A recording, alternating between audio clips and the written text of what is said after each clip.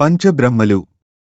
అండపిండ బ్రహ్మాండ సమ్మిళితమైన ఈ విరాట్ విశ్వమునకు సద్యోజాతముగా పిలువబడే తూర్పు ముఖము మను విశ్వకర్మ మహాశివుడు, వామదేవముగా పిలువబడే దక్షిణముఖము మయవిశ్వబ్రహ్మ మహావిష్ణువు, అఘోరముగా పిలువబడే పశ్చిమముఖము త్వష్ట విశ్వబ్రహ్మ చతుర్ముఖ బ్రహ్మ, తత్పురుషముగా పిలువబడే ఉత్తరముఖము శిల్ప బ్రహ్మ ఇంద్రుడు, ఈశాన్యముగా పిలువబడే ఊర్ధ్వముఖము విశ్వజ్ఞ బ్రహ్మ సూర్యుడు.